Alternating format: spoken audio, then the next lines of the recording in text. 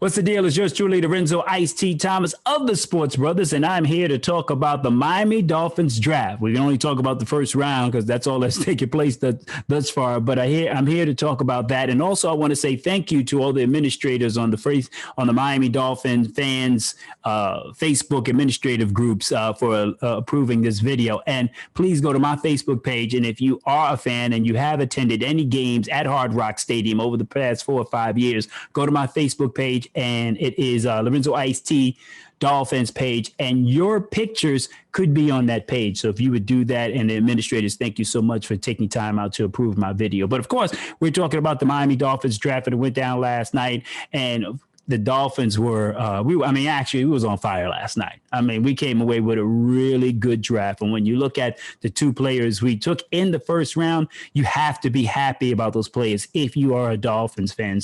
And of course, those two players will make a huge impact immediately. And I feel that the Dolphins were winners in the first round of the NFL draft last night. Now, when you look at it, we picked Jaden Watto, who is compared to Tyreek Hill, a playmaker. I mean, he has that chemistry with Tua Tagovailoa from their days from Alabama. So that is a plus. And Watto he's fast, he's explosive. He could take the top off the defense. He could take it to the house. He could go from 0 to 100 real quick. I mean, he's a punt returner, and he fills the void of that slot. And if you're a Dolphin fan, you know how bad statistically last year the Miami Dolphins wide receivers were one of the worst in the NFL. And Jaylen Watto, who will play the slot, checks all the boxes and fits the Miami Dolphins offensive needs. And based on how the draft developed, at number 6, Jaylen Watto was the best player to pick at that position. Now, at number 18, the Dolphins took the best pass rusher, the best edge rusher in the draft, and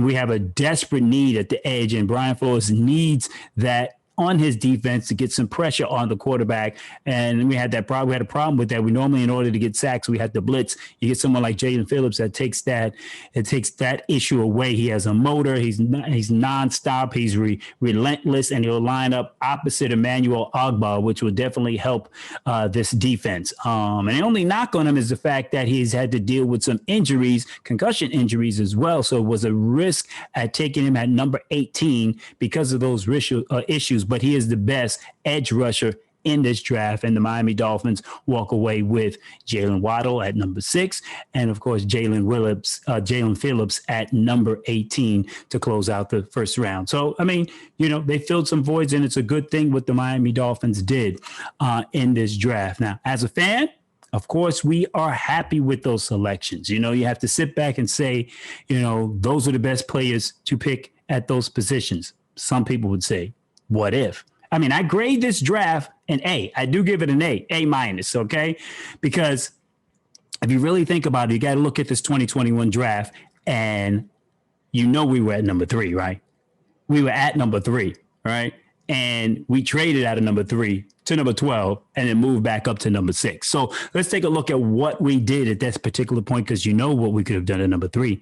All right. Now we were able to, we got the number 1 pick from 2023 and 2022. We traded 22 to Philadelphia, the number 1 draft pick. We got the 2022 third round pick from San Francisco. We still have that. So when you look at it, ultimately we gained a first round pick in 2023, and we got a third round pick in 2022 for all the moving that we did.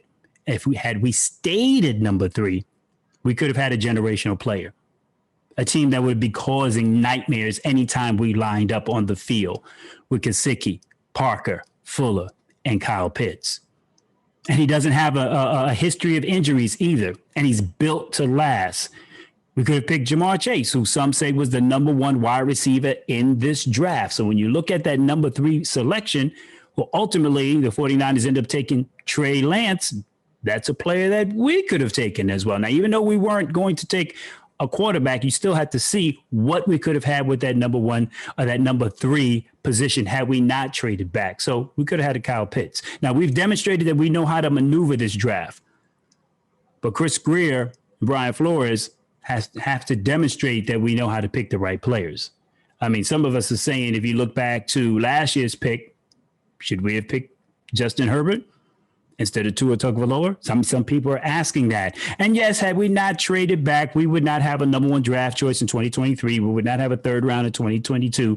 But that trade does not help this team this year. And this is supposed to be the year that we step forward. We're supposed to be great. We're supposed to make the playoffs. And that trade didn't help us. And yes, we had 4 picks in the first 50 selections, but if you're going to make a trade like that and move from 3, you need to get some draft choices in this year's draft. And that is just one of my issues that with that move, and it would have made us better. And plus, we need a running back. OK, we all remember what happened last year. We waited too long. And then the Baltimore Ravens selected J.K. Dobbins right in front of us. And then we panicked and we had to end up trading for Matt Breida, trading away a 5th round draft choice for Matt Breida. And where did that get us? He could barely get on the field. And now we're going to see him 2 times a year in a Buffalo Bills uniform. So, we missed out on running backs a couple of times already. OK, Jaylen Phillips, 18, great player, feels the need. But it wouldn't have been a need if we didn't trade away Shaq Lawson. If Shaq Lawson was still on the team, we wouldn't have that need, and we'd be able to pick a running back at number 18. And I want Najee Harris. How many of you out there want Najee Harris? Could you imagine if we had Kyle Pitts at number 3 and Najee Harris at number 18? Now, that's a monster draft. That's an A++ draft, and you come away with that. Now, we may not have the draft choices, number 1 in 2023 or number 3 in 2022, but you got great players, and that's what we need. And Pitts and Harris don't have the injury concerns. And what is it about the injury? We're picking a lot of players that have injury concerns. Tua had an injury concern. Jackson had hip issues. Of course, Waddle's coming off this ankle, and Jaylen Phillips with the concussions. So I don't know. It's just something you have to evaluate. Is all these players that have some concerns with stay at 3, get Pitts, get Najee Harris, and keep it moving. So, it is what it is. And going into, the second round, the Dolphins have the 4th pick and the 36th pick overall. Now, the Dolphins pick behind the Jaguars, the Jets, and the Falcons. Jaguars have already picked a running back, right? The Jets and the Falcons both, they did pick a quarterback, but I don't think they're going to pick, they got a quarterback and a running back. Etienne, they picked him. So they're not going for a running back in the second round. The Jaguars already picked their running back. But yes, the Jets have crucial needs and concerns, but they could also pick a running back. The Falcons' most important holes are on defense, but, and they might pick a quarterback, but they could also pick a running back with this second pick. So here we are as Dolphin fans praying that the Jets don't select the running back so we can get Javonte Williams. That's who we need in this year. You want to make this draft a slam dunk, you go and get Javonte Williams. We don't want to hear that go. We don't want to have that same scenario from last year where we waited to see if we were going to get a running back. And then the Ravens, you remember that? The Ravens picked a running back and then we missed out on running back. And then we, when it did the Matt Breida, we don't want that same scenario all over again. Javonte Williams is one of the top available players right now in this draft. And the Dolphins should be doing everything they can to try to trade up with Jacksonville from 36 to 33 to make sure they jump the New York Jets and get in front of them to get that running back that they didn't get in the first round. I don't mean to sound angry, but we basically demonstrated we know how to manipulate the draft, but we have to show them that we know how to pick the right players. So if you go back, let's look at last year's draft. Let's look at the first round. We picked Tua. We could have picked Justin Herbert. Austin Jackson came to us in the Mika Fitzpatrick trade. Does that seem like an even swap? Not necessarily, but if he goes on to be a starting left tackle for a long time, then that's a good trade. But right now, that's not debatable, and then you got to look at the health concerns. Austin Jackson was having some health concerns in college, and Tua was having a hip injury. It seems as if we got this obsession with players dealing with injuries coming out of college. Watto had an ankle. Jaylen is dealing with concussion. So, when you say this, you look and say, hey, we stayed at 3, we have Pitts or Chase or maybe even a quarterback, and the Dolphins say that Watto was their number 1 wide receiver on the board, number 1 wide receiver, but the number 1 player was probably Kyle Pitts. So, you have to say, and then if you had Kyle Pitts and Najee Harris, that would just be a monster draft because Najee is he's a workhorse. I mean, in the fourth quarter, when you don't have to throw to get first downs, we can run the ball to get first downs. Yes, we need some help in the offensive line. I believe we'll address this in the third and the fifth round, and maybe we make a trade back and get a fourth round pick. But, Jaylen is excellent, but he does have those injury concerns, and we wouldn't need him if we had Shaq Lawson. But anyway, it's great selections for our team, but I always wonder what if and want to make sure that we're making the best moves possible because we need ballers. We need playmakers. I mean, I want to be able to go into a fantasy football draft and draft some Dolphins that are playmakers that can put points on the board. And I'm not saying that I'm unhappy with the selection, but you got to sit back and you say, what if? I don't want my team to be better in 2023, 2022. Well, I do, but I want them better now. Now's the time that we need to be moving forward, not taking a step back. So that's why you pick the ballers right now, But I think the move back from 3 to 6, it is all about money.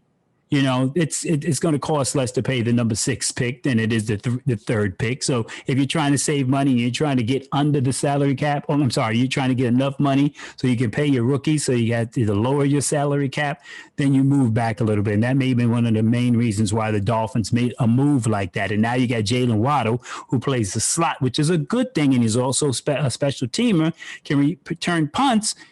What does that say? And I know we all remember that picture of Jakeem Grant and Albert Wilson running down the field together, scoring a touchdown. I think that was against against the Oakland Raiders, high-fiving one another. We all remember that play. Well, that is a distant memory now, and it may be time to, free up some of that salary, So, yeah, because now Jaylen is doing 2 positions instead of 1. So that frees up another roster spot. And that may be the whole reason why they made the moves that they made, because they needed to lower the salary cap. So, one of the main reasons may have been all about money and that price tag to why they moved back. And that's why they got rid of Eric Flowers, that $10 million salary, $10 million every year.